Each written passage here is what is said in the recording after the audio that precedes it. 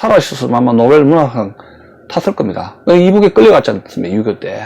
근데 하여튼, 최남선 씨의 아이디어인데, 이런 걸 많이 좀 끼워 넣으면, 한국의 영토 확장에 어쨌든 간에 도움이 되지 않느냐. 그런 아이디어를 가졌다는데, 그건 아니죠, 국제사회에서. 일본 사람들이 얼마나 치밀합니까? 그리고 미국 사람들도 자료라든가 근거를 가지고 이렇게 저렇게 지적을 이 미국 사람들 많지 않지 않습니까? 근데 그 가공의 섬을 파랑도가 우리 땅이다 이렇게 했는데, 그것이 실제로 뭐 우주 달나라 이야기인지, 어디 무슨 뭐 소설에 나온 픽션의 어떤 섬이라는 것이 드러나니까, 한국 외교의 어떤 신뢰성 문제가 생긴 것이죠. 어쨌든, 그러면, 자, 샌프란시스코 회담에서 한국 정부는 약간 소개 성과를 그렇게 확실히 얻었지는 못했죠. 그러면 어떻게 대응을 하느냐? 대중들에 의한 반일 국민 총궐기에 의존하는 그런 방식이 많이 초래가 되었습니다. 왜냐면 대중군중 데모죠. 브랜카드 들고 수십만 명이 동원돼가지고 일본을 각성하라. 또 일본은 반성해서 배상금을 지불하라든지 하여튼 사과하라.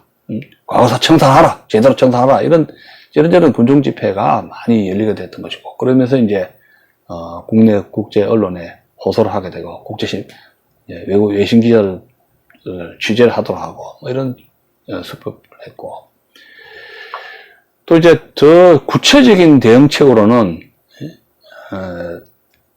특히 이제 평화선 선포입니다. 1952년 1월 18일 한국전쟁이 전방에서 치열하게 전개될 때 총성이 못지않고 한국전쟁 와중에서 이승만 정부는 평화선을 선포합니다. 그건 뭐냐면 메가더 라인 폐지에 대한 강경한 대응책이었던 겁니다. 왜냐하면 그 어업이 생명선이거든요. 그 당시에 지금 제가 어렸을 때 이야기지만 평화선 문제 굉장히 시끄럽습니다. 그리고 고기 잡으러 간다는 거는 고기 잡으러 어장을 외고 나가면 공해로 가면은 이 해내탄 쪽으로 이 일본하고 동해라든가 남해로 가면은 거기에는 일본 어선들이 또 있습니다. 근데 일본 어선들이 속도도 빠르고 잡는 기술이 좋아요. 같이 공해상에서 경쟁을 하면은 일본 어선한테 고기를 다 뺏겨버린다 이게. 빈털쓸 때 돌아온다는 얘기예요. 집에는 배고픈 식구가 기다리는데. 그러니까 일본대로 일본 어부들이 거기서도 패전한 나라가 먹고 살기 부족하니까 배가 고프니까 이제 바다로 나오는 겁니다. 고기 잡아서 그것도 먹고 살아야 되니까. 그런 시절이 있었습니다. 근데 자, 패전국 일본은 어떤 성과를 거뒀느냐 이런 이야기입니다. 샌프란시스코 회담에서 델러스가 주도한 이 내용을 보면은 일본 사람이 기대 이상으로 관대하게 처리를 해준 겁니다. 아리가또. 일본은 미국의 이 따뜻한 프렌드십에 감옥을 해버립니다. 그 관대함에 감옥을 한 것이. 궁극적으로는 2차 대전 태평양 전쟁 책임을 완전히 면제해주는 그런 성격을 띄었던 것이고, 일본이 요구한 자국의 요구를 대부분 수용을 했던 것이죠. 뭐 독도 문제도 그렇고, 물론 기속재산을 미군적 처리한 것에 대해서 인정한다, 그런 조항도 있습니다만은, 그래도 많은 부분은 일본이 요구했던 것을 수용을 했다고 볼 수가 있습니다. 일본은 6.25 전쟁에서 전쟁 특수를, 짭짤한 전쟁 특수를 하는 기회를 노렸죠. 기회를 삼아서 경제 회복을 했지 않습니까?